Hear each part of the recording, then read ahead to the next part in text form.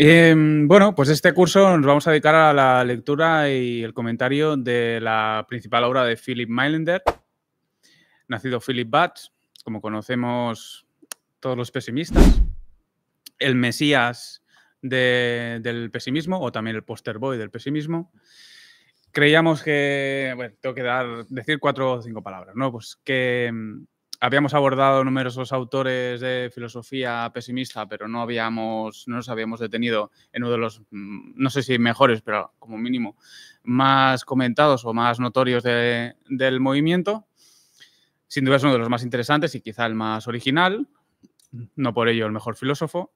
Y bueno, pues vamos a dedicarnos a la lectura espaciada, tranquila, de esta obra que se publica en 1876, de la que se nutre enormemente Nietzsche. Tenemos constancia en 2 cartas, al menos, de su correspondencia, que lo lee. En el 26 de abril de 1876,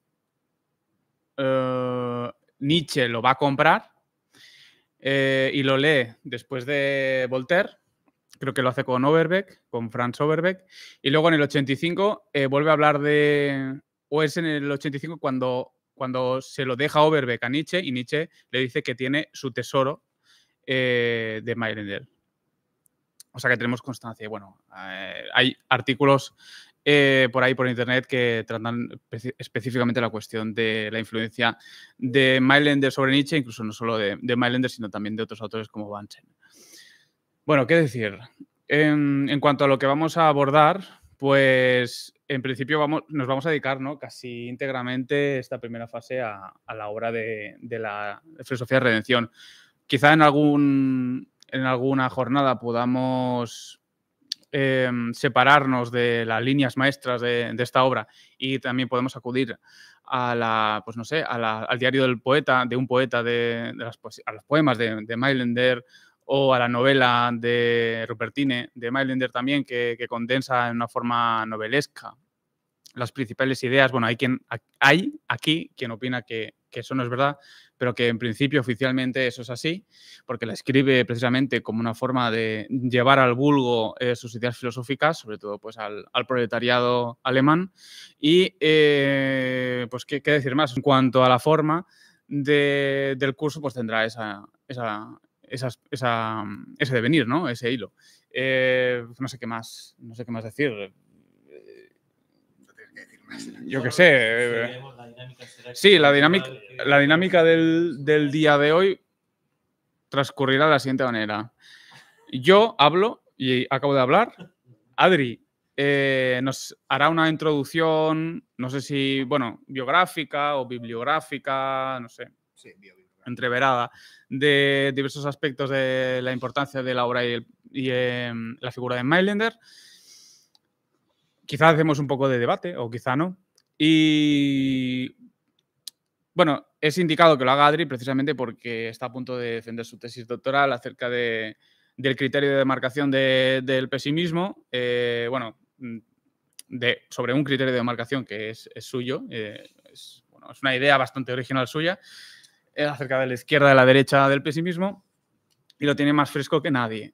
Y bueno, creo que quizá lo he pensado viniendo en el metro, que después de acabar con la obra magna de Mailander podríamos dedicarnos a comentar, si da tiempo, si el tiempo nos concede la oportunidad de comentar la segunda parte, el segundo volumen, que está editado también en Alianza, en 2 partes, porque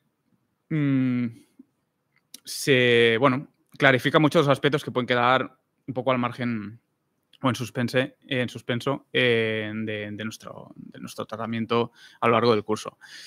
Así que, bueno, pues nada, yo concedo turno a Adri, que nos deleite con su prosodia. Con mi prosa. Cuya tesis publicará la semana que viene.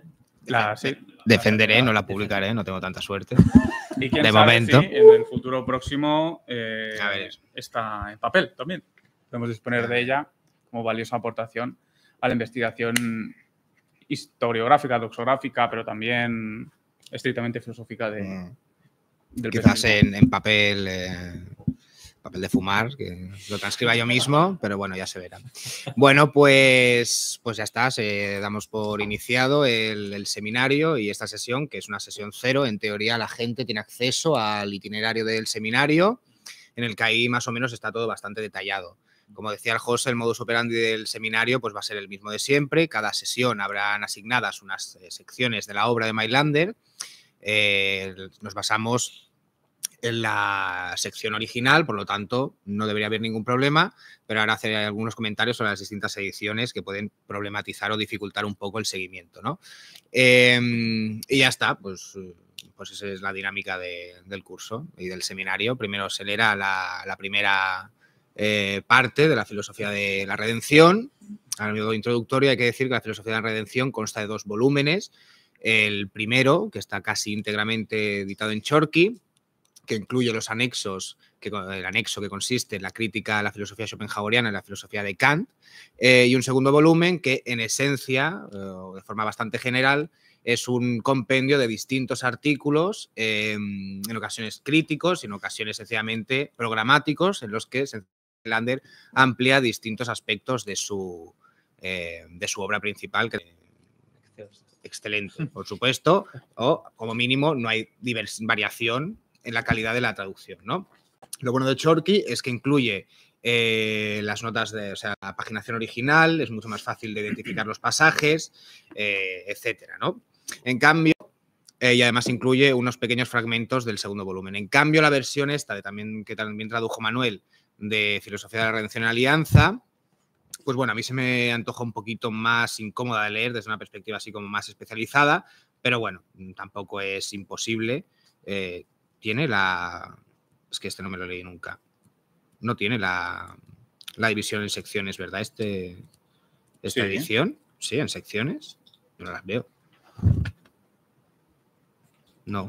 ¿En secciones o qué te refieres? En la versión original de la versión alemana está dividida de la misma forma que está dividida la versión de Chorky, que es que está dividido como en párrafos. En párrafo 1, párrafo 2, el libro en secciones. Vale.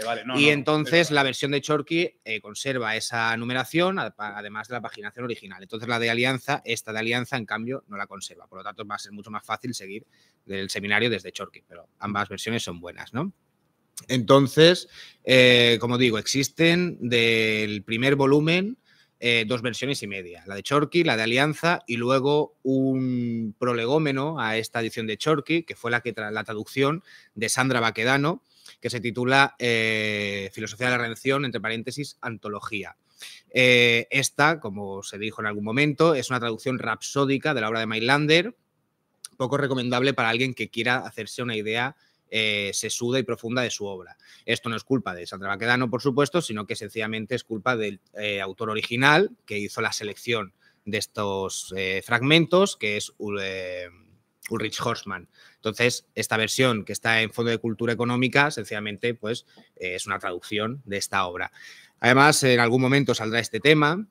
Horstmann, y esta versión antológica de Horstmann es la causa, creo yo, de uno de los mayores problemas hermenéuticos en torno a la obra y vida de Mailander, que es considerar que su filosofía es una apología del suicidio, lo cual es taxativamente falso, como se verá en algún momento, y se ha considerado que es una apología del suicidio, pienso yo, previsiblemente porque la sección en la que Horstmann se centra o recoge las secciones dedicadas a la cuestión del suicidio, la cuestión del valor de la vida, es decir, la cúspide, ¿no?, del sistema mailanderiano, pues se titula literalmente Apología del suicidio.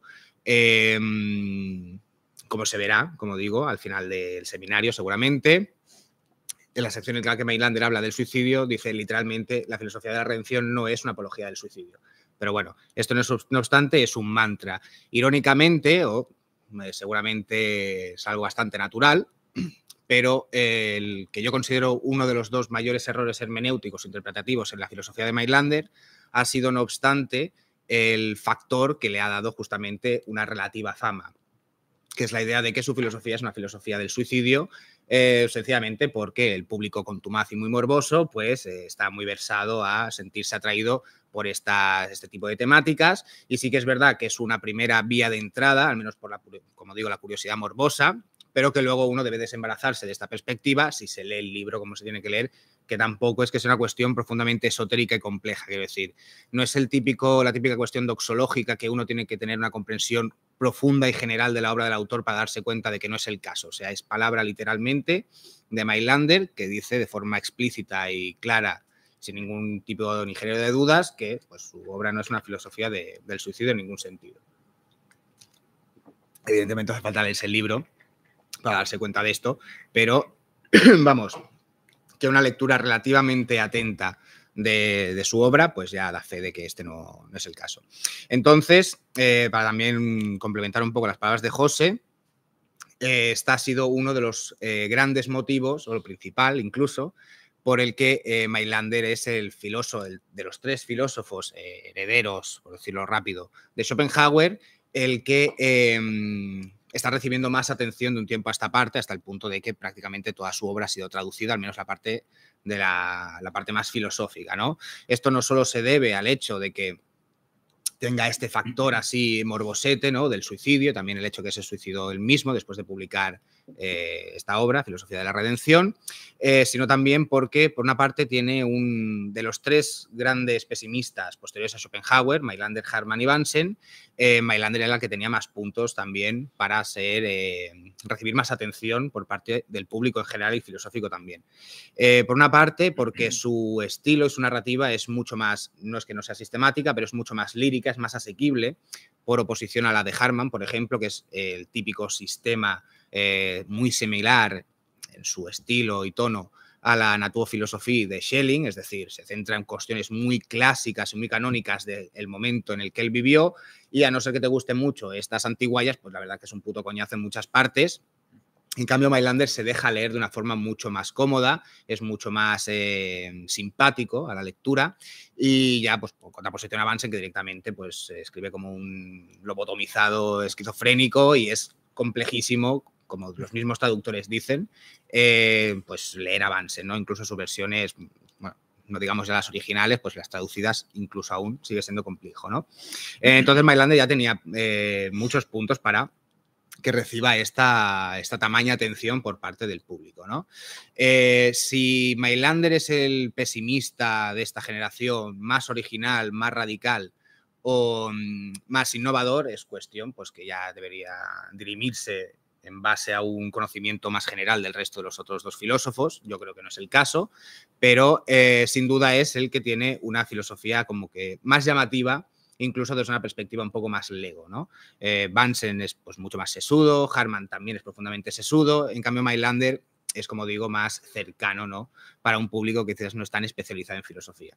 Esto no quiere decir que su obra no sea sistemática y que no sea filosófica. Con Mailander, esto es muy personal, con Mailander a mí me ha pasado, o me ha estado pasando desde que empecé a leerlo, desde hace varios años, lo mismo que me pasó con El castillo de Kafka, que no sé si alguien se lo ha leído, es un putísimo coñazo, evidentemente, como muchas de las novelas de Kafka, pero, y tampoco quiero hacer spoiler, es irónico que un libro creo que es el libro más largo que tiene Kafka, son como 600 páginas, el resto pues creo que no llega ni a 200, América creo que es el segundo más largo, y es curioso cómo en un libro de 600 páginas en el que no pasa absolutamente nada, no obstante se puede hacer un spoiler, pero bueno, así que me voy a privar de decir cómo acaba, si es que acaso acaba el libro, guiño, guiño, pero bueno.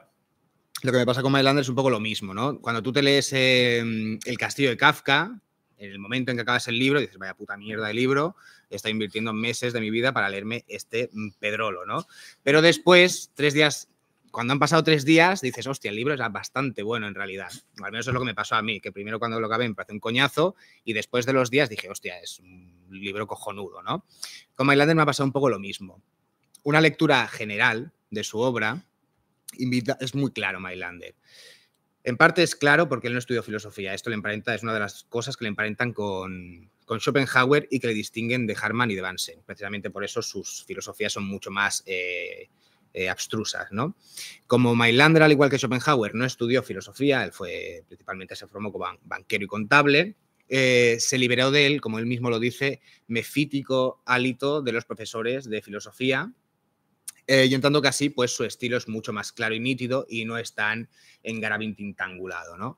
Esto puede dar la falsa impresión de que su filosofía es superficial, pero cuando conoces no tanto a Mailander, sino sobre todo a Schopenhauer y a Kant, en cuestiones muy, muy específicas en términos de esto es un problema de su obra, que solo una perspectiva muy especializada puede captar, te das cuenta de que el sistema mailanderiano no es en absoluto tan simplista como podría parecer en un primer momento, sino que en muchos de aspectos que él nunca lo menciona, lo cual se puede considerar como un punto de honestidad intelectual, ¿no? De no decir, mira, qué listo que soy, que justo estoy comentando esta movida de Schopenhauer y solo yo lo sé, ¿no? Él omite todas estas cuestiones, por razones también literarias, pero te das cuenta de cómo toca el tendón de Aquiles de tanto la filosofía kantiana, al menos en el momento en el que él vivió, y también de la filosofía schopenhaueriana en puntos muy claves. Que luego estemos de acuerdo con el análisis que hace Mailander de la filosofía de Schopenhauer, eso es harina de otro costal, ¿no? En muchas situaciones es, no sé, estás muy rayado y le estás dando una importancia capital a algo que quizás es una minucia, aunque también lo que ocurre muchas veces es que su crítica es muy acertada, muy certera, pero su solución también es como que baila un poco y se queda entre bambalinas, ¿no? Eso todos los, ya para acabar con este preámbulo, eso todos los grandes problemas, como dice Sommerlath en un artículo que comenta su epistemología, uno de los grandes problemas del Mailander sistemático es que tiene pequeños destellos de genialidad que nunca llega a desarrollar del todo. Entonces, conceptos clave, como se verá en su día, de las series genéticas, por poner un caso que a mí me parece paradigmático, que es la piedra de toque de todo ese capítulo, pues no se define nunca, se hace como una definición muy programática y dices, bueno, pues esto que es como fundamental para poder seguir el hilo lógico de tu discurso, pues aquí no está definido ni muy bien explicado y entonces esto me tengo que inventar un poco lo que me da la gana, ¿no? Pero bueno, no obstante, es un filósofo de una gran actualidad. Los que hayan oído hablar un poco, tengan nociones generales sobre él, seguramente lo que más tengan en cuenta y en mente sea la famosa asociación típica entre la muerte o suicidio de Dios y la cuestión del Big Bang, ¿no? Bueno, sí, es una de las cuestiones interesantes. No obstante, yo creo que otra de las cuestiones más contemporáneas o actualistas de la obra de Mailander, al margen de filosofemas y cuestiones así, es la dimensión bioética que le atribuye al suicidio. A diferencia de la tradición en la que él se movió, Mailander es el único, al menos de los pesimistas, que atribuye una dimensión eutanásica al suicidio. Algo que no pasa en Schopenhauer y en Harman tampoco, y en Bunsen, pues la verdad es que debería consultarlo, pero algo me dice que no. Entonces, bueno, al margen de que esto parezca un disclaimer sobre que Mailander es un notas y que tal, pues es un filósofo que vale mucho la pena, hasta el punto de que yo pues, me estoy dedicando a él en profundidad. Bueno, pues ya está, como había comentado, este va a ser una sección introductoria sobre su biografía. Tengo, porque en Wikipedia, los años, porque soy pésimo para los años, evidentemente, no puedo ser ducho en todo. Vale, nació en el 41 y murió en el 78, en el 76. Vale. Entonces, de su biografía, yo considero que hay 4 aspectos fundamentales que hay que destacar o que son como los más ilustrativos de su trayectoria, ¿no? Primero, la peculiar relación de la familia Batz con el suicidio, como ha dicho José, Mailander es un seudónimo, era de Offenbach del Meno, se llamaba Philip Batz. Después, la cuestión de la parafilia militar de Mailander. Después, el descubrimiento de la obra de Schopenhauer y la temprana muerte del filósofo. Yo creo que estos son como los 3 puntos como más ilustrativos de su biografía o que más nos dan una perspectiva general de quién fue este tío. Pues bien, empiezo. ¿Qué es lo primero que he dicho? Ya no me acuerdo. Lo del suicidio, sí, vale. Vale, como todos sabemos, esto no es un spoiler. Philip Mailander se suicida justo el día en el que le llega la edición de la filosofía de la redención, ¿no? La versión que está traducida. O sea, la primera versión traducida en Chorky, quiero decir. La primera parte de la filosofía de la redención junto con el anexo, que ese es el primer volumen, le llega a Mailander publicado en una editorial muy, muy pequeñita, y entonces el pavo coge y se cuelga del cuello, ¿no? Hay infinitud, o no infinitud, pero una buena ristra de especulaciones, unas muy prosaicas, otras muy rocambolescas y divertidas, y otras, pues, bueno, en fin. Yo pues considero más oportuna una bastante prosaica, pero bueno. En cualquier caso, la relación de Mailander con el suicidio no fue anecdótica en su familia, era el menor, no, el mediano de varios hermanos, no recuerdo ahora si eran 6 o 7, y 3 de ellos se suicidaron, incluyendo a Mailander, ¿no? Él mismo habla de una relación muy conflictiva con su madre. Él menciona, esto sale en la biografía de Summerland, ¿no? Lo de que la madre fue violada. Exacto, sí. Básicamente la familia de Mailander era lo que diríamos carnaza de psicoanalista, ¿no? Toda su familia estaba bastante mal de la cabeza, incluso ya desde la abuela. La abuela ya era una mujer pues que como muy beata, ¿no? Como muy adolecía de una especie de puritanismo místico, y luego la madre, justo antes de nacer Mailander, sí, Mailander era el menor de ellos. Antes de nacer Mailander, el médico le aconsejó que no tuviera un sexto hijo porque eso le iba a reventar viva. Y bueno, al final, pues tuvo a Mailander, tuvo ese sexto parto y no la reventó viva, pero la dejó bastante tocada de la cabeza. Y Mailander habla de que sufrió una profunda depresión, que se convirtió en algo más cercano a una monja que no una mujer, es decir, una esposa, es decir, que dejó de tener relaciones con su padre, previsiblemente se está refiriendo a esto. Y se abocó a una existencia muy, muy cristiana, en el sentido más esotérico del término, es decir, se convirtió en casi pues en una mística, ¿no? Desde su propia perspectiva. Entonces, el propio Mailander habla de que su propio nacimiento, el suyo mismo, fue producto de una violación en términos más bien simbólicos, es decir, su madre era reacia a casarse, al igual que su abuela, y sencillamente, pues por dejes del momento histórico, pues no tuvo más remedio que casarse con su padre, ¿no? Entonces, el primer evento relacionado con el suicidio en su familia fue el de su hermano Daniel. La verdad es que en algunos casos la vida de Mailander es un pequeño puto drama, porque su hermano Daniel creo que estaba en Italia, entonces le envió una carta diciéndole que, no sé por qué, que el pavo no lo soportaba más, que se iba a quitar la vida si no iba a buscarle a esa ciudad italiana, ¿no? Total, que la carta llegó tarde a Mailander y evidentemente el pavo pues se suicidó, ¿no? Evidentemente la situación es bastante traumática. Le llega la carta a Mailander de su hermano, el tío ahí intentando contactar con él, y descubre que se ha muerto porque, bueno, se ha suicidado porque como no se ha venido a buscarme, pues me he cortado el cuello, en plan, putada, ¿no?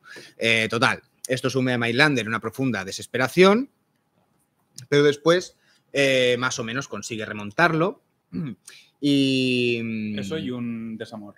Exacto, sí, un desamor que no se sabe si era con una prima suya, que nunca llega a quedar del todo claro, pero bueno, es como que se le juntó todo, ¿no? El amor de su hermano y el chascazo romántico adolescente, ¿no? Hay que tener en cuenta que Mailander murió con 34, 35, igual que Cristo, más o menos. Sí. Pues vamos, que todos estos eventos le ocurrieron de forma casi adolescente, ¿no? Después de esto, voy dando saltos en la historia muy, muy rápidos, ¿no? Después de esto, Mailander inicia sus estudios de banquero y demás, pero siempre se había interesado por la literatura y especialmente por la filosofía. Uno de sus profesores le diría que le aconsejó que se dedicase a la literatura y a la poesía, donde él brillaba excelentemente, lo cual yo sospecho que no es el caso, porque sus poemas, la verdad es que también es para darles de comer aparte, pero bueno, yo no soy dado en poesía, así que es posible que sea una opinión muy sesgada. A mí sus poemas no me gustan especialmente, pero bueno, que no sé mucho de poesía. Y entonces el profesor le dijo a Mailander que se alejase de la filosofía como si fuera la peste. En virtud del desenlace de su existencia, pues hombre, la verdad es que quizás habría sido buena idea que se dedicara a las letras y no a las bellas letras, sino a la letra teórica. En cualquier caso, pues bueno, entra en contacto con la obra de Schopenhauer, de la que después haré algunas menciones. Pero luego muere su madre. Y es ahí cuando Mailander ya adopta esa dimensión tan casta y virginal, que es la idiosincrática de su filosofía, jurando con una rama de olivo en la mano delante de la tumba de su madre, que ella ha sido su madre, su hermana, la única mujer, bueno, paranoias freudianas, y que le rendirá culto y castidad hasta el fin de sus días, ¿no? Entonces, desarrolla toda su obra, luego haré menciones sobre esto, desarrolla su filosofía de la redención, y la segunda gran figura emblemática de la existencia de Mailander, sin contar a su hermano, a su madre y a Schopenhauer, fue su hermana Mina Batz. No sé qué especialista lo menciona, creo que es Shirazi en relación a otra fuente, que un testigo que los veía hablar en público hablaba de un bebespraje, es decir, un dialecto de los hermanos Bats, porque según el especialista en cuestión, bueno, el testigo en cuestión, cuando Mailander y Mina estaban hablando, pues parecía que eran, bueno, culo y mierda, eran como eran almas gemelas en ese sentido. ¿Qué es lo que pasó? Que luego llega el final de la vida de Mailander, se cuelga del cuello en su habitación, se cuelga de una soga, y luego posteriormente su propia hermana también se acabará suicidando, que luego me quejo yo del público morboso, pero yo también lo soy bastante. Me parece exquisita la escena en la que esta mujer se quita la vida. Bien, después de publicar la primera parte de Filosofía de la Redención, lo digo para que tenga sentido el desenlace. Vale. Es que hay que dejar un poco de, de je ne sais quoi, ¿sabes? Total. Después de publicar la primera parte de la Filosofía de la Redención, Mailander se queda pues como sin ningún tipo de objetivo en la vida porque considera que ya ha cumplido su función natural en la existencia, que es escribir la dimensión esotérica, digamos, de la Filosofía de la Redención. Faltaba, no obstante, una parte práctica, que son los famosos discursos sobre la Salle, los discursos a los proletariados o trabajadores alemanes, etcétera, etcétera, etcétera, ¿no? Lo cual, además, imbuye de un cierto misticismo a la propia figura de Mailander. Pero paralelamente a todo este lapso de tiempo entre la redacción de la primera parte de la Filosofía de la Redención y su suicidio, transcurren algunos meses en los que empieza a trabajar en la segunda parte, que son estos artículos, ¿no? Problema, Mailander se suicida y deja inconclusos todos estos artículos, todos estos fragmentos, que al final conforman una especie de rapsodia o mazacote de textos, en palabras de Otto Horth, impublicable, ¿no? Porque esto es importante, porque después de la muerte de Mailander, su hermana pasará los últimos años de su vida, antes de suicidarse, peleándose literalmente con este editor, Otto Horth. El propio hombre indica que, bueno, pues la hermana era una histérica, ¿no? Estaba completamente loca, seguramente después de la vida deleznable que había tenido y los sucesos de su familia. Y bueno, pues que se dedicaba a manipular constantemente el manuscrito, modificaba partes, lo cual hacía muy difícil el proceso editorial. Habla también de que se compró una máquina de imprenta para imprimir por ella misma el propio volumen y luego resultó que la máquina no funcionaba. Bueno, en fin, un puto desastre, ¿no? Total, lo que ocurre es que tras la muerte de los progenitores, del padre y de la madre de estos hermanos, Mailander era el único sustento económico de su hermana y de sus otros dos hermanos, ¿no? Esto provocó, el suicidio de Mailander, digo, que su hermana cayese en la ruina absoluta y entonces lo que hizo fue encerrarse en su cuarto y se empezó a cortar, a rajar el cuello, se estaba degollando y entonces cuando entró la policía para desahuciarla, sacarla de la casa, la mujer, se dice que la mujer dijo que al menos dejadme morir en paz, que no sé qué, ¿no? Total, que entonces se rajó el cuello delante de la policía. Y como dice la fuente, que esto está en el archivo de psiquiatría, es una referencia de Otto Horth, cuando fueron a embargar los muebles de la casa aún se podía ver el cuerpo de Mina Bats ahí tirado encima de un charco de sangre, ¿no? Quizás le habían puesto una sábana de lino por encima por un poco de decoro, pero tampoco lo creo. Y bueno, entonces, esto lo digo también para contextualizar un poco todo ese misticismo que ha envuelto al suicidio de Mailander. Creo que es en Otto Horth, o una de estas referencias tipo Rauschenberger, Rauschenberger o Otto Horth, que son como los principales rastreadores, porque fueron más o menos contemporáneos, de la vida de Mailander. Y que también tiene que ver con esto de Rupertine Delfino. Yo recuerdo haber leído, no sé dónde sinceramente, creo que fue en la introducción de Rupertine, que Mailander escribió a Rupertine Delfino esta novela filosófica, que a mí no me parece muy cercana a la Filosofía de la Redención personalmente, pero bueno, no tanto por transmitir al vulgo su filosofía, lo cual iba más del lado de los discursos sobre la Salle y todo este rollo, sino sencillamente porque su hermana le retó a escribir una novela, en plan, no eres capaz de escribir una novela, y el tío dijo, no, pues sujétame el cubata, que voy a escribirla, y la escribió. Una novela que es muy cortita. Y luego también en esta cita de Horst, donde se menciona el suicidio de la hermana de Mailander, hay una referencia muy interesante y también bastante fidedigna porque Horst tuvo relación directa con la hermana de Mailander. O sea, no es un tío que se ha dedicado a buscar en los anales o en los archivos de Múnich, no sé, cosas perdidas. Y lo que dice Horst es que, y esto también lo dice Cirachi en otro sitio, no me acuerdo ahora el nombre de Verso Absoluto Nulo, que es el libro de Cirachi, que es muy bueno para estas cosas. Lo que dice es que lo que propició la muerte de Mailander fue una ulterior ruptura sentimental con su hermana. Básicamente porque Mailander era abiertamente socialista, un socialismo muy sui generis, pero bueno, en cambio la hermana era abiertamente aristocrática. Entonces esto generó un conjunto de redencillas que llegaron a un extremo tal que condujo a los hermanos a esta ulterior ruptura, teniendo en cuenta, y esto yo creo, tampoco quiero caer en un psicologismo barato, ¿no? Pero teniendo en cuenta la relación de Mailander con su madre y esa proyección, esa sublimación en su hermana, porque esta eran eso, uña y carne, pues una ruptura con su hermana, pues tiene pinta de que la habría abocado a una última depresión, a una última tristeza muy compungida, ¿no? ¿Por qué? Porque Mina, hay que darle crédito al testimonio de su hermana, también cabe decirlo, ¿no? Quizás se lo inventó. Pero Mina, en esta referencia que hace Horst, lo que dice es que Mailander llegó un momento en el que acabó mosqueadísimo con su hermana. Esto es súper salsa rosa, pero bueno. Acabó súper mosqueado con su hermana y entonces, no recuerdo exactamente la cita, ojalá. Y entonces le amenazó diciéndole que, vale, había conseguido lo que ella quería, lo que ella pretendía desde el primer momento, insinuando que iba a abandonar su actividad militante, socialista, pero que se iba a arrepentir el resto de su vida y menciona no sé qué, de que tendrás que pasar por encima de mi cadáver o algún rollo de estos.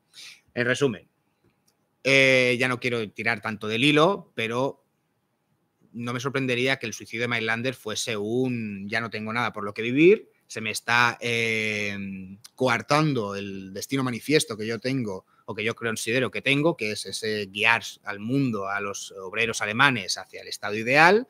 Tú eres la culpable y por lo tanto, pues, bueno, un suicidio por mosqueo, básicamente, ¿no? Evidentemente la cuestión es mucho más compleja, ¿no? Pero esa referencia de Mina es bastante ilustrativa. En cualquier caso, con toda esta, no sé cómo voy de tiempo, bastante mal seguramente, ¿no? Que acabamos 6:30, vale. Voy a intentar ir un poco más rápido. Total. 8:30. Acabamos a 8:30. 7:30. 7:30, 7:15, vale. 7:45. Bueno, total.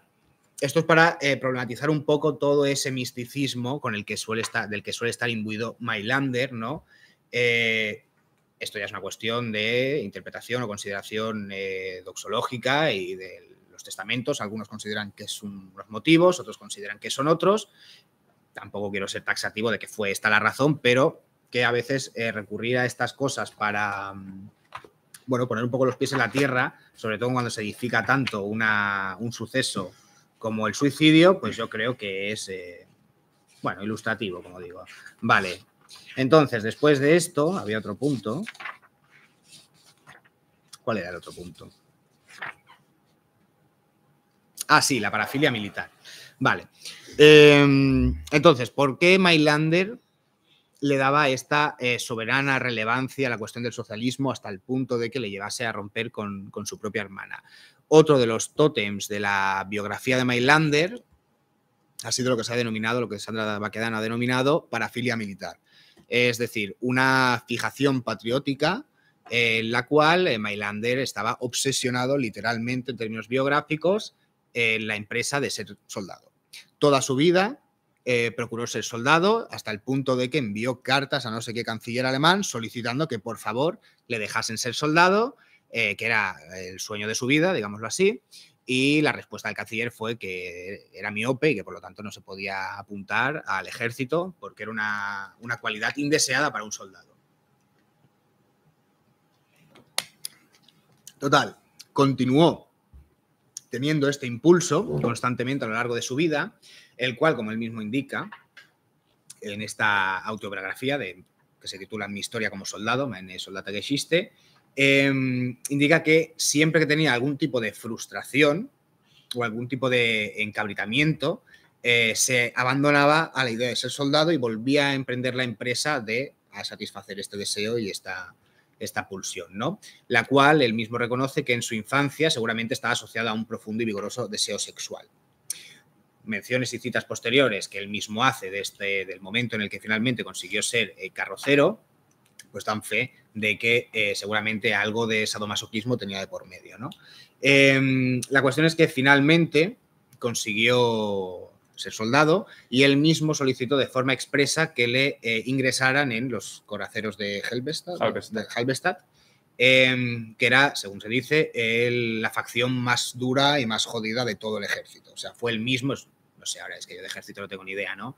Pero es como si puede ser por estudios, pues... capitán, ¿no? Y tú pides, no, ser soldado raso, quiero que me puten al máximo, ¿sabes? Pues eso es lo que hizo Mailander, básicamente, solicitar la facción más jodida del ejército. Y él mismo hace menciones respecto a cómo tenía este deseo de ser sometido, de ser maltratado, de recibir la tarea más penosa posible. Hay una cita muy ilustrativa en la que él dice que, bueno, pues que estaba caminando por la calle, llevaba pues las botas en la mano, el sable se le iba metiendo todo el rato entre las piernas, se iba tropezando, llevaba un cubo, un cepillo, bueno, en fin, 1000 movidas de su uniforme, y que mientras se le iban apoltronando las lágrimas en sus ojos, pues iba pensando que era el momento de la redención, que solo que tenía que hacer un poco más de esfuerzo para ganarse pues esa absolución final y redimirse definitivamente, ¿no? Menciono esto porque este ha sido otro de los tópicos erróneos que han catalizado la literatura sobre la obra de Mailander. No voy a entrar mucho en ello porque sería demasiado extenso, pero es básicamente la asociación entre esta parafilia militar, su patriotismo nacionalista, lo cual existe sin duda, y el nacionalismo del siglo XX. Hay que tener en cuenta que Mailander muere en el 70 y largos, sí. Bueno, sí, 76, pues bueno, el fascismo y el nazismo del siglo XX estaba por venir dentro de poco y ya se va gestando, ¿no? Y esta interpretación se fundamenta en esencia, al margen de muchos juicios de valor, se fundamenta en un aspecto de su obra, que es ese patriotismo y el hecho de que Mailander considera que la labor del ejército embellece el cuerpo y es una labor necesaria para que los individuos se sientan partícipes de una misma nación y entonces puedan encaminarse hacia la constitución de un estado ideal. Esto ya lo veremos a lo largo del seminario, pero ese estado ideal es como la condición de posibilidad de la redención total de los seres humanos, ¿no? Es decir, cuando veamos que se ha consumado el estado ideal, que ya estamos liberados del trabajo, de la enfermedad, vamos, la típica utopía comunista marxista de la época, del socialismo así como más light, entonces descubriremos que esos placeres son vanos y por lo tanto no nos quedará nada más que desear la muerte. Entonces nos dejaremos morir. Más o menos es como el hilo conductor de todo el razonamiento, ¿no? Algunos han criticado a Mailander por alinearse con una perspectiva belicista del autodesenvolvimiento hegeliano de la historia, es decir, que el estado ideal debe entrar en conflicto con aquellos estados que no son ideales y todos aquellos que no participen de ese mismo modelo deben ser expulsados y exterminados. Es más o menos lo que dice. Luego sí que es verdad que algunas citas que yo consulté porque no me lo creía y sí, tenía razón. Era cierto, algunas manifestaciones abiertamente racistas y antisemitas, pues bueno, tampoco ayudaban mucho a una interpretación distinta, pero bueno, eran usos y costumbres de la época, también cabe decir, ¿no? Como se irá viendo, el paralelismo entre Mailander y Nietzsche a mí me parece acojonante, o sea, es acojonante, no solo ya porque Nietzsche plagiase, lo cual es una concepción muy problemática, al margen de que Nietzsche, bueno, no tiene mayor interés, ¿no? Pero, bueno, si nos ponemos así, rollo, ¿qué plagió o qué heredó Nietzsche de otros filósofos? Pues lo heredó prácticamente todo del pesimismo de estos tres pesimistas, muchísimas cosas. Ahí ya habría que discutir la deuda teorética con el plagio. Eso ya es una cuestión más compleja, ¿no? Pero bueno. Al margen de esta salvedad y de la última que voy a comentar ahora mismo, para acabar, los paralelismos entre la vida de Mailander y la vida del propio Nietzsche son acojonantes, o sea, no sé, son muy curiosos. Y luego también con Bansen, pero bueno, y Hartmann, pero eso es ya más salseo, ¿no? Por ejemplo, la relación truculenta con su hermana, la hipotética, en el caso de Nietzsche más confirmada, en el caso de Mailander aún es pronto, ¿no? Pero la hipotética tergiversación de su obra póstuma, por eso he comentado lo de la edición del segundo volumen. Por su hermano. Exactamente. La hermana de Nietzsche, como bien se sabe, hizo aquella adaptación al nazismo ¿cuál era la voluntad de poder? La voluntad de poder, ¿no? Todo este rollo. Irónicamente, también la edición del segundo volumen de la Filosofía de la Redención, que sobre todo contenía el socialismo práctico, que donde Mailander se desarrolla toda la batería de su concepción del socialismo, claro, estuvo tocada y manipulada, cortada y recortada durante a lo largo de casi 5 años por lo menos, por Otto Horth, el editor, y la propia Mina, que era su hermana, teniendo en cuenta que Mina y Mailander habían tenido un percal de 15 pares de cojones por la cuestión del socialismo y la aristocracia, pues hombre, se puede plantear la duda respecto a la integridad que mantuvo el texto manuscrito. Porque además, y acabo con este punto, el propio Horth, por eso decía que él mismo indicó que era impublicable, el mismo Horth indica que ese material póstumo eran en ocasiones esquemáticos. Eran ristras de palabras, meros esquemas, ideas. Claro, tú coges el segundo volumen y es un texto único, unificado y discursivamente íntegro, ¿no? Vamos, que hay alguien metió mano, ¿no? Entonces, ¿hasta qué punto la parte del socialismo teórico de Mailander restó íntegro después de esta edición y de que la hermana metiese mano? Es, pues, un tema de debate, ¿no? Igual que pasaba con Nietzsche. Desamores. Los desamores, por supuesto, con Luis Salomé, y había otro que ahora no me acuerdo. Ah, sí, y el último punto, para acabar, que es el descubrimiento de la obra de Schopenhauer. A ver si lo encuentro, porque la verdad es que no tiene puto desperdicio. Pasa igual. No tiene puto desperdicio, sí. O sea, se lo encuentro de repente. Aquí está. La cita es bastante larga, pero para concluir, voy a leerlo. El último punto que yo quería destacar sobre la vida de Mailander es el descubrimiento de la obra de Schopenhauer.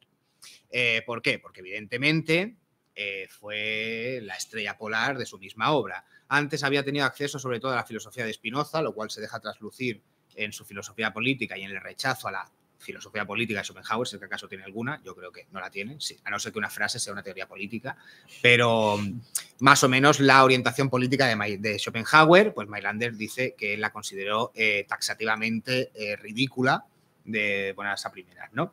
Pero no obstante, la filosofía de Schopenhauer pues fue como que se le cayera el velo de los ojos, filosóficamente hablando, hasta el punto de que él mismo quiso consagrarse a la obra schopenhaueriana diciendo que quería ser su Pablo, ¿no? Su propio evangelista.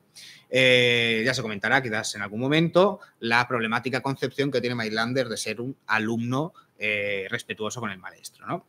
Entonces, lo que yo quiero destacar ya a modo de chanza para finalizar es el paralelismo entre las declaraciones de Nietzsche sobre su descubrimiento de la obra de Schopenhauer y las declaraciones de Mailander respecto a lo mismo y el hecho de que ambas sean falsas, ¿no? Bien, Nietzsche, no recuerdo la obra, era algo sobre... no me acuerdo, no lo sé. Pero bueno, el que conozca a Nietzsche sabrá cuál es la referencia. Vale, dice Nietzsche. Encontré un día este libro, El mundo como voluntad, se entiende, precisamente en el anticuario del viejo horror. Ignorándolo todo sobre él, es decir, desconociendo de qué va el libro, lo tomé en mis manos y comencé a ojearlo. No sé qué especie de demonio me susurró al oído, llévate este libro a casa. Da mucho cringe en realidad estas dos citas. Una vez en casa, son muy fanboy, me acomodé con el tesoro recién adquirido en el ángulo del sofá y dejé que aquel genio enérgico, Schopenhauer, por supuesto, y severo comenzase a ejercer su efecto sobre mí. Ahí en cada línea clamaba la renuncia, la negación, bla, bla, bla, bla, y toda la filosofía de Schopenhauer, que es excelente, por supuesto.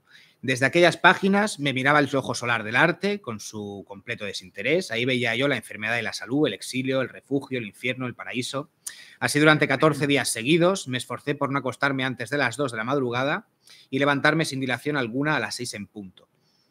Una constante excitación nerviosa me dominaba a todas horas y quién sabe qué grado de locura habría alcanzado de no ser porque la exigencia de la vida, la ambición y la imposición de unos estudios regulares obraron en sentido contrario. Esto es lo que dice Nietzsche. Ahora, lo que dice Mailander. Entré en una librería y hojeé los libros recién llegados de Leipzig. Entre ellos encontré... Lo dijo 5 años antes. Lo dijo 5 años antes, por supuesto. Esto hay que destacarlo. Entre ellos encontré El mundo como voluntad y representación de Schopenhauer. Schopenhauer, ¿quién es Schopenhauer? No había oído ese nombre en mi vida. Hojeé la obra y leí en ella algo sobre la negación de la voluntad de vivir, encontrando también numerosas citas que desconocía, en un texto que me sumerge en un estado de ensoñación que me lleva a olvidarme de todo lo que me rodea hasta quedar absorto. Al final digo, ¿cuánto cuesta este libro? 6 ducados. Aquí tiene el dinero. Cojo mi tesoro y me precipito como un loco fuera del establecimiento hasta llegar a casa, donde corto con prisa febril las páginas del primer tomo y empiezo a leerlo desde el principio. El día estaba bien entrado cuando terminé. Había estado leyendo toda la noche sin parar. Me levanté y me sentí como renacido. Punto a favor de Mailander, que se leyó el libro una sola noche, no como Nietzsche, que tardó unas 2 semanas. Pero bueno, al margen de esto, tardó 2 fucking semanas en leer ese libro. Pero bueno, yo tardé 3 años, así que tampoco es para ir de sobrado. Evidentemente, Mailander escribió esto mucho antes de... Bueno, mucho antes. 5 años aproximadamente antes de que lo escribiera Nietzsche, pero lo llamativo, al margen del paralelismo, es cuestionable ya no que Nietzsche copiase esto.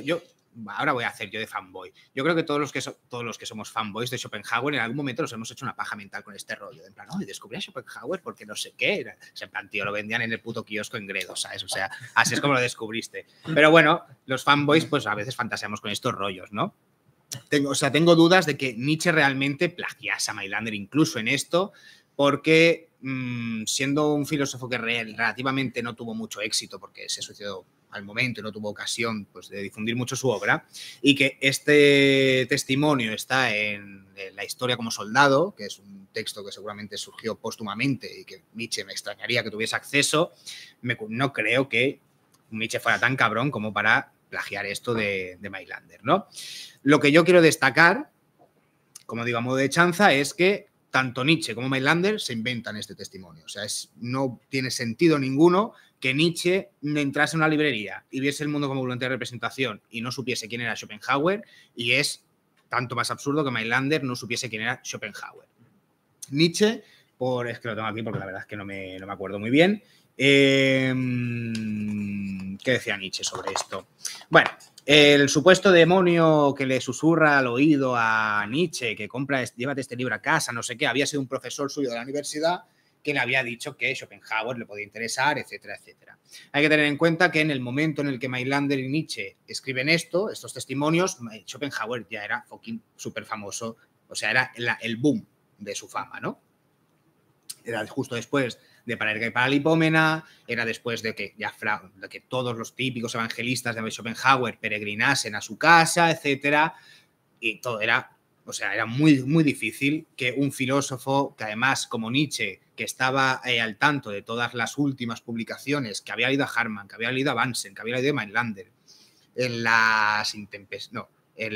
Aurora, o en la Gaia Ciencia, que es la Gaia Ciencia, hay el famoso fragmento sobre Schopenhauer, el primer alemán, no sé de qué va, ¿no? Pero va, donde básicamente se deshacen halagos de Schopenhauer y los últimos párrafos están dedicados a estos 3 filósofos.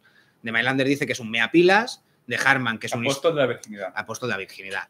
Apóstol de la virginidad, que no sé qué algo de las viejas, de que aburriría hasta las viejas o algo así.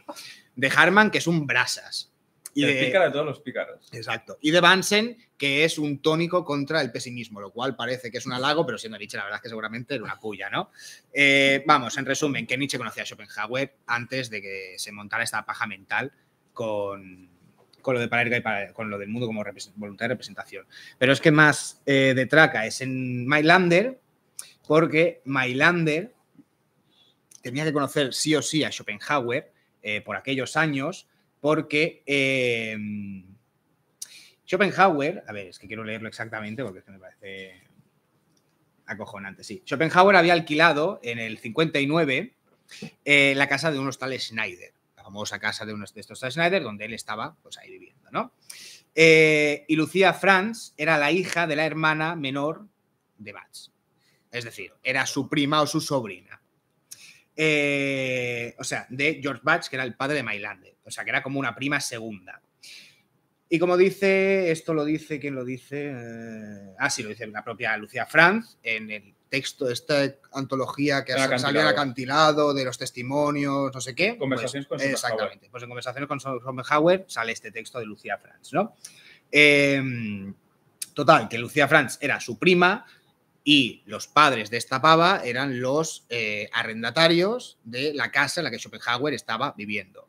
Siendo Schopenhauer archifamoso, era de esperar pues que se conociese Mailander, que el pavo este vive en la casa de mi prima, ¿sabes? O sea, quiero decir...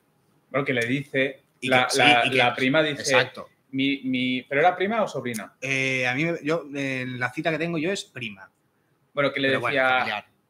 trátalo bien que a ese vejestorio, trátalo bien a esa, Exacto. como a esa vieja gran Exacto, cabeza sí. filosófica. Y creo que es Shirashi el que dice que el primo solía preguntar por el notable inquilino. En plan, no sé, si tu abuela tiene arrendado a un chaval de, no sé, de Inglaterra, pues tú sabes que el pavo se llama George, ¿sabes? En plan, no sé, es tu puta prima o tu puta abuela, que sabía quién era, vamos. Y es el último paralelismo con la vida de Nietzsche, el cual no deja de ser llamativo y, bueno, pues alimenta un poco la dimensión mítica de Mailander. Entonces, ya para concluir, pues bueno, esta ha sido una muy somera biografía de Mailander. Y así que un poco como para disclaimer, yo soy de los que opinan que esto va a sonar súper votante de Alvise, pero bueno, yo soy de los que opinan que obra y autor se separan, ¿no? Que hay siempre interferencias entre unas y otras, pero que haya una sinergia entre vida y obra no significa que haya un orden de fundamentación, ni hacia un lado ni hacia el otro. Es decir, que si tú eres, pues yo qué sé, es que no quiero ser funable, no sé, algo que sea como muy blanco. No sé, pues fan del Betis, no sé. Pues si eres fan del Betis, tu filosofía no creo que no tiene por qué estar contaminada por tu fanatismo por el Betis, ¿no? Diciéndolo así. Oye, bueno, yo qué sé. Pues si eres... es que todo... No, es que no creo que me censuren. Que si tú tienes una forma de concebir el mundo, si eres una persona, por ejemplo, compungida, eso no quiere decir que tu obra vaya a estar atravesada por esa melancolía congénita, ¿no? Que tú seas un puritano como lo era Kant, en el sentido un pietista, un pietista como Kant, no quiere decir que tu obra sea una objetivación de tu pietismo, etcétera, etcétera, etcétera. O mira, ya está, que Heidegger fuese militante del partido nazi, lo cual, bueno, pues se sabe, ¿no? No quiere decir que su obra sea una filosofía nazi. Que Schopenhauer fuese totalmente machista. Bueno, sí, para muchos lo es. Bueno, A ver, no, ya acabo. O, por ejemplo, Schopenhauer, ¿no? Para dar una última vuelta de tuerca. Que Schopenhauer fuera misógino no quiere decir que su filosofía sea misógina. En algunos casos sí, pero no es per se misógina la filosofía. Esto no quiere decir que haya una escisión taxativa entre vidas, psique y obra. Por eso Schopenhauer tiene comentarios machistas en su obra y Heidegger, pues no sé si tiene comentarios nazis, pero bueno, por ahí algo coleteará, ¿no? Es decir, que no hay intersección entre ambos fenómenos, pero no hay orden de fundamentación. A no ser que queramos posicionarnos a favor de un psicologismo súper barato del siglo XIX, lo cual creo que todos tenemos superado ya desde hace mucho tiempo, ¿no? Con esto quiere decir que aunque su vida... Eso es como la peli de Amadeus, ¿vale? Me voy a poner el rollo Mark Fisher, ¿sabes? La famosa escena de Amadeus, cuando dice que los dioses parece que cagan en mármol, lo que dice Mozart, o el autor que lo interpreta, no creo que sea Mozart de verdad, pues lo que está diciendo es, por mucho que yo pueda ser vulgar, no quiere decir que mi música sea vulgar también, ¿no? Pues es un poco la misma idea, ¿no? Por lo tanto, por mucho que la vida de Mailander parezca de un depresivo crónico, como en muchas ocasiones lo parece, que coquetee en muchas ocasiones en su propia biografía con graves trastornos psíquicos, como un sadomasoquismo muy acuciante y destacado, ¿no? O el hecho de que al final, hipotéticamente, su propio suicidio no fuese más que una rabieta por una ruptura romántica freudiana con su hermana, no quiere decir que su obra filosófica no tenga un valor significativo y singular por sí mismo, ¿no? Por lo tanto, que mi descripción de su vida así a modo de chance de coña, como suele ser habitual en mí, no sé si de forma elocuente o no, pues que no invita a pensar que la obra de Mailander no tiene un valor filosófico como tal, ¿no? Vuelvo a reiterar que si alguien de los que ve el seminario o de los que lee la obra de Mailander conocen a Schopenhauer, conocen más o menos por dónde cojeaban los otros dos pesimistas del momento, Hartmann y Bansen, y se leen detenidamente no solo el primer volumen, sino sobre todo el anexo, que es por donde yo creo que debería empezarse siempre, alguien que quiera estudiarlo en profundidad, se entiende, obviamente, ¿no? Se dará cuenta de que Mailander suele tener una visión, un ojo muy perspicaz para cuestiones que son muy de nicho, muy específicas, y que si no fuera por Mailander o por esos anexos no nos daríamos cuenta de su discurso con el ocasionalismo de San Agustín, de toda la tradición cristiana, con el ocasionalismo que critica Leibniz y todo este rollo, cuestiones súper de nicho, como el problema o la simetría teórica en Kant entre la estética trascendental y la analítica trascendental. De ahí Mailander saca una implicación de la hostia, que es al final su primer capítulo. O sea, que la obra de Mailander tiene un peso sustancial por sí misma, al margen de que su vida haya sido, pues, en ocasiones tragicómica como poco, ¿no? ¿Y tú querías decir algo? No, yo quería decir que, bueno, que estoy de acuerdo contigo, que no se puede pretender partir de un grado cero de la interpretación, o sea, que siempre partes de unos prejuicios en el sentido galameriano productivos. ¿Qué quiere decir? Incluso, ¿y por qué la tristeza o la depresión no iba a ser productiva y no iba a ser la causa de una obra perdurable o significativa? Al fin y al cabo, la obra, cuando sale a la imprenta, se independiza, adquiere como una verdad para sí, es un mundo cerrado en el que, bueno, rigen sus propias leyes y principios, y entonces, en ese sentido, sí que se ha independizado del autor, porque que el autor fuese nazi y que la filosofía sea nazi, eso es una consecuencia que habrá que ver, que colegir de los dictados, las proposiciones que están en la filosofía, no del autor. ¿Que probablemente pueda que sí? Pues seguramente sí, pero eso habrá que juzgarlo y con objetividad, con un juicio recto, ¿no? Nada, simplemente quería decir eso, que bueno, que el prejuicio de que creo que tiene raíz fichteana, ¿no? Por aquello que decía Fichte de el tipo de sistema filosófico que se escoge te dice el tipo de hombre que eres, ¿no?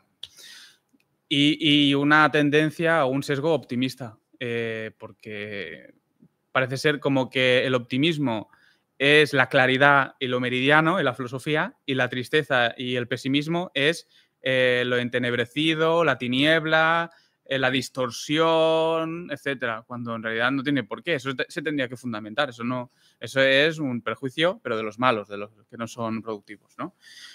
Así que, bueno, al final, pues yo qué sé, estamos suspendidos en esta balanza y tenemos que ser capaces de discriminar lo recto de lo desviado, y yo creo que Mailander, como filósofo que es, hay tanta o más filosofía como en cualquier libro producto de la alegría y el optimismo. Y no creo que nadie pueda decir lo contrario. Si las tesis de Mailander son buenas o malas o productivas o fértiles o lo que sea, habrá que hablarlo, habrá que discutirlo. Y bueno, respecto a la cuestión del patriotismo, pues mira, oye, lo mismo de siempre. ¿Que es nacionalista alemán? Pues sí, claro. Pues igual que todos los literatos de su tiempo, y los filósofos y los no filósofos.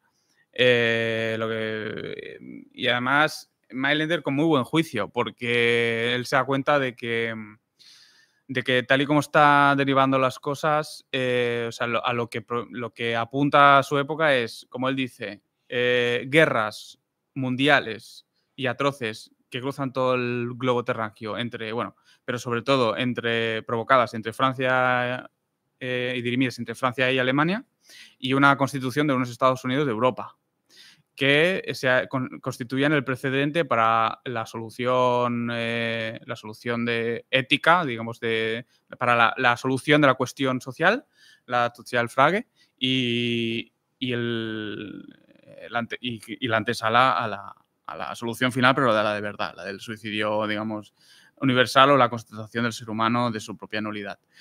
Y nos equivocó, de momento estamos en los Estados Unidos de Europa, veremos qué pasa. Y las guerras mundiales han acontecido, así que un punto para Mailander. Y respecto a su, yo qué sé, a esta cuestión de que Mailander como que se bajaba al fango más absoluto porque quería como vivir, bueno, cuando se apunta a los coraceros y eso, no hay que olvidar tampoco que tenía una idea formativa, ¿no? Educativa, porque por lo que también hay constancia, cuando él se alista y se enrola, se dedica a enseñar a escribir y filosofía y dar griego y autores latinos y italianos a los compañeros analfabetos de su regimiento. Así que, bueno, yo creo que eso le honra y no lo distingue de otros autores marxistas de la época, incluso que nos recuerdan a nuestro propio siglo, ¿no? Por ejemplo, Gustavo Bueno en Las Minas enseñando a los mineros Marx, por ejemplo, para que puedan reaccionar. Hay que tenérselo en cuenta. Y ya está, no sé. Y ya se podría hablar largo y tendido de su obra, pero no es ahora conveniente, ¿no? Sí. Comentarios a... No, bueno, no sé. Lo de la separación, ¿no? de obra y vida, que en realidad es una... O sea, es una cosa curiosa porque, bueno, a ver, muchas veces hemos discutido, ¿no? Sobre si tenemos preferencias por... bueno, tú sabes que en mi caso no tengo especial... no suelo tener especial interés en las vidas de los filósofos, pero sí que es cierto que en algunos casos son tan llamativas que es casi imposible tener una discusión sobre la obra del autor sin que salga de alguna manera. Y creo que en este caso, en especial, tiene que ver con el propio hecho de que al pesimismo pues siempre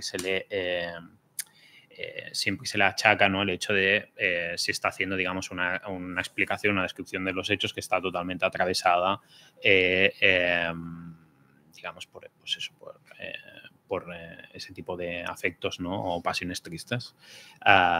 Y que, bueno, aunque nosotros lo veamos claro, que obviamente pues uno puede ser, yo qué sé, uno puede ser un conspiranoico y tener razón en un punto en específico, será seguramente algo que siempre se traerá a colación porque no nos movemos, en ese aspecto no nos movemos de ese punto. Es decir, no hay mucha cancha ahí por la que moverse. O sea, algo que siempre se tiene que estar rebatiendo. Y no, bueno, simplemente eso. Que me parece que es como que sale más a la luz por el hecho de que sea una filosofía pesimista. No. ¿Un comentario? ¿Alguna pregunta?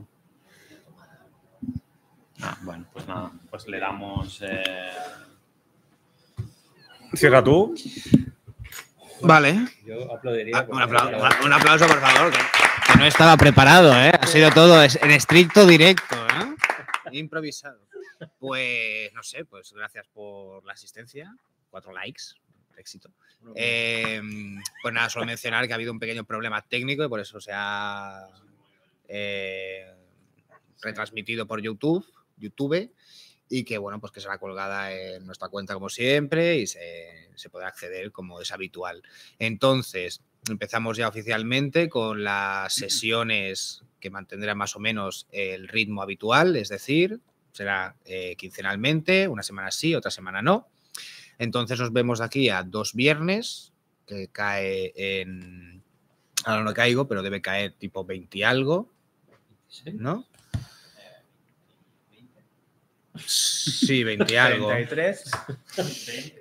27. El próximo viernes 27, a la hora acostumbrada, pues se dará inicio ya, ahora sí, a la exposición detallada de las primeras secciones, que no recuerdo exactamente cuáles son, pero creo que era de la 1 a la 20, más o menos, por ahí.